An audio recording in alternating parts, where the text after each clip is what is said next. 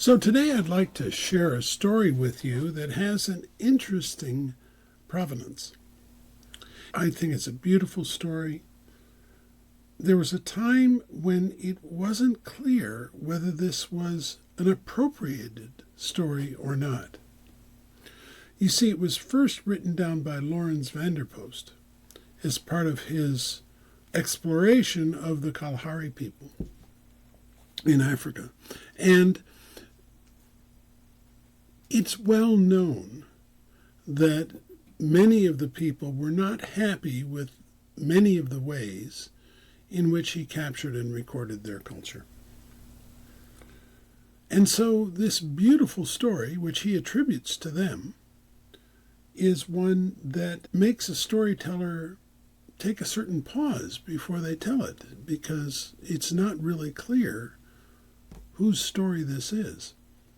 And so some time ago, when I was doing a series of programs on diving deeply into stories, Laura Sims graciously accepted my invitation to work with me on a couple of stories from Africa, and this was one of them. And so naturally, before working this story, there was some background work to be done, and she did some really, truly amazing work with this. And long story short, it turns out it's not a story from that people at all. It was almost certainly completely made up by Lawrence Vanderpost.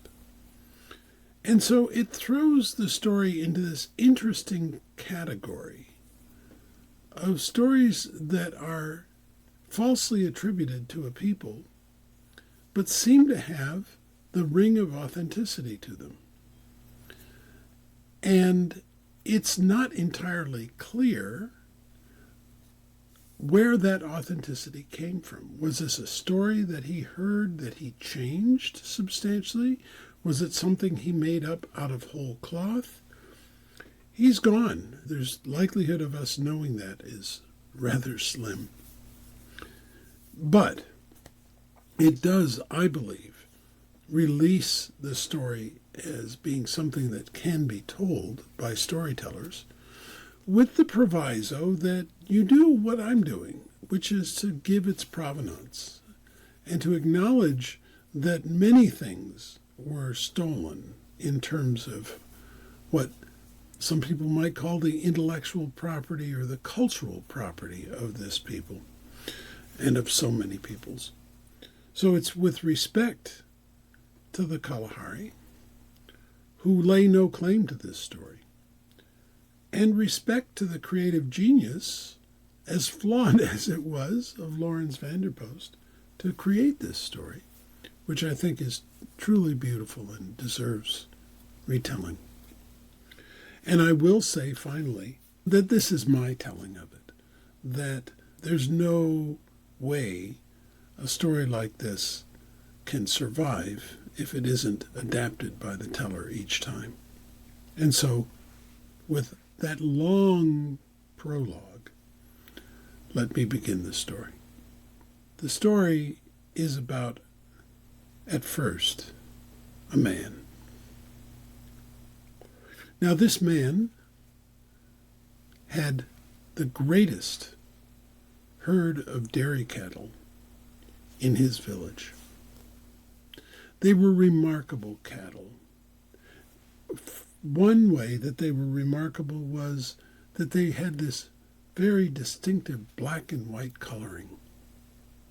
Really set them apart from all the other cattle.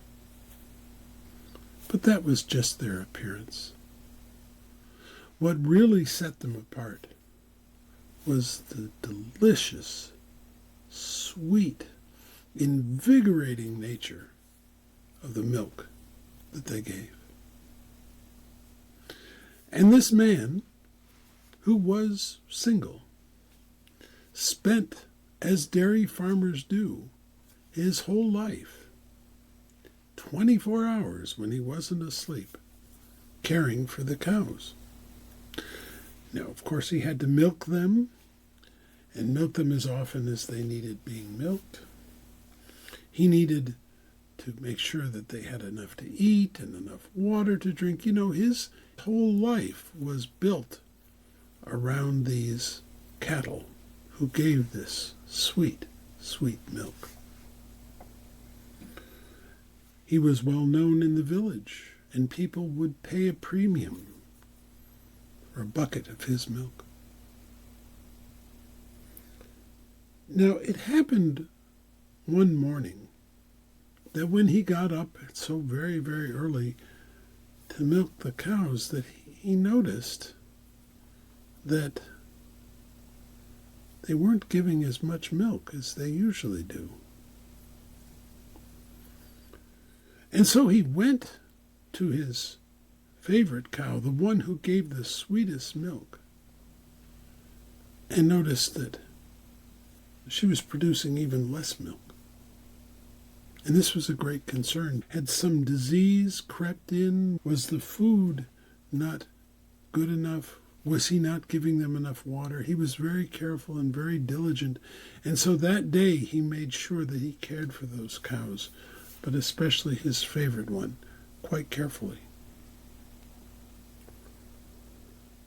And so the next morning when he arose and went out to milk, of course he was paying particular attention to the volume of milk that he was able to milk. And you know, it was reduced even further. And his own cow, she hardly had any. Well, now he was very concerned. And he didn't know exactly what to do, but clearly he was with them all day, and nothing seemed out of order. There must be something happening at night, he thought. And so it was decided by him that he would spend the night in hiding, watching the cattle. Perhaps someone was sneaking in and stealing the milk. He doesn't know how that could be, but it was the only thing he could imagine. So he hid behind a bush, and his anxiety kept him awake. And sure enough, that night, in the darkest part of the evening, before he would have arisen to milk the cows, down from the sky came shimmering strands of silver ropes, glistening in the starlight. And as each one came down and lightly touched the ground, a maiden would shimmy down that rope, that silver rope, dressed in white that shimmered like the stars, like the full moon. And when each one alighted, she would take the calabash that she had been carrying on her back and go over and milk one of the cows. And sure enough, there were enough star women to milk each one of the cows. He was stunned at this, women descending from the stars. And they were beautiful, oh, so beautiful. It all happened so quickly, he didn't know what to do. The next thing he knew, they were scurrying back up their ropes, those silver glistening ropes, and up they disappeared. Well, now he knew what the problem was, and he knew what he had to do to stop it, and that was to catch these women and threaten them and say, "This is my milk." And what better place to start than his favorite cow? So he waited the next night, and he waited for the star women to come down, and indeed they did. Hand over hand, they descended the ropes, the calabashes on their backs. And as he sat next to his cow, hidden behind the bush. It seemed that the most beautiful of them all came over to milk his cow. And as she stepped in, he grabbed her by the ankle. And he said to her, "This is my cow. What are you doing?" And she didn't flinch. She looked down at him. She said, "So, you're the owner of these cows?" "Yes, I am, and you and your friends, they're robbing me of my livelihood." "You know, we had heard that the milk of your cows was particularly sweet. And so it seemed to us that whoever was caring for this herd must also be a very good person. And so, when we discovered that this cow was the sweetest, gave the sweetest milk of them all, we knew that she had to be your favorite. And so I came down to meet you, the owner of these cows, to see if you were truly as sweet and wonderful as the milk that's produced."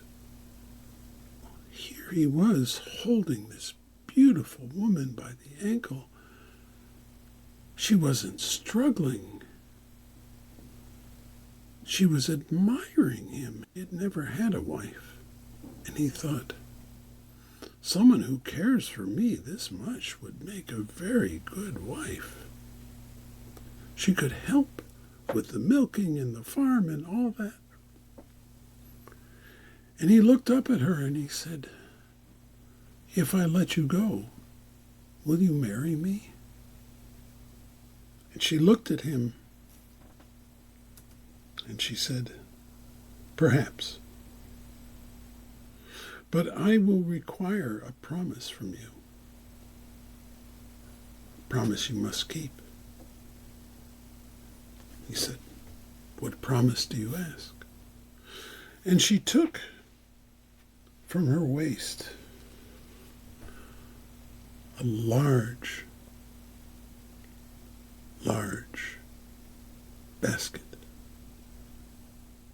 woven, it seemed, with that same silvery thread as the ropes themselves. And she said, "This basket contains my most valuable possessions, and it is mine. And you may not open it until I am ready to share it with you. And if you will promise that you will not open this until I share it with you, then yes, I will be your wife. I will be your partner. I will be your companion." And my sisters, who are watching carefully, they will not steal your milk anymore. He was amazed and thought, what an easy promise to keep. And so he agreed. And the sisters bade each other goodbye, climbed back up their silver ropes, and disappeared. And she took her basket and her calabash of milk and followed him into the hut. She put her basket in the far corner, and their life together began. And at first it was sweet and simple and delightful, and it seemed that the cows were giving even better milk. But as day followed day, he grew more and more curious about the contents of this basket. She never opened it. She never looked inside of it. And as beautiful as it was, it seemed rather flimsy for storing her most valuable things. And farms being farms, and the work that needs to be done being the work that needs to be done, there were many times where she was outside and he was in, or vice versa. And it was in one of those times that she was away that his curiosity started to rise. And he knew he had made a promise, but he thought, she's been with me so long. Clearly, we're made for each other. We are partners. We're companions. What objection could she have for me just looking inside? I won't take anything. Just looking. And so he did. And he went over to the basket and he lifted its lid. And he looked inside and he laughed at what he saw. He laughed at what he saw because he saw absolutely nothing. What a glorious trick she had played on him. He closed the lid. He turned around, and as he turned around, there she was, standing in the door, looking at him. Such a dark look from such a beautiful star woman. She didn't have to accuse him. He didn't have to deny. He said, What is the problem? You tell me this is your most valuable thing and that I should not look inside of it or take it, but you're my wife and I looked inside. She said, I know. And what did you see there? Well, that's the most absurd part of it. There's nothing in there. It's empty. It's empty, is it? I see. What is it that you think is in there that's so valuable? You truly can't see anything. No, it's empty. That contains all the things that I love. All the things I love about you, that I love about the sky, that I love about this earth, that I love about the sweetness of your milk. And you don't see any of them. It's good you opened it, because I have no reason to be here. And with that, she reattached the basket to her waist, picked up her calabash, slung it over her back, turned on her heel, and walked out of the house. The man cried out, fell to his knees, and begged her to return. But she had already left. And whether or not she found another herd and another man, or simply returned to her sisters in the sky, well, no one knows. And that's the story of the Star Woman, crafted by Lawrence Vanderpost.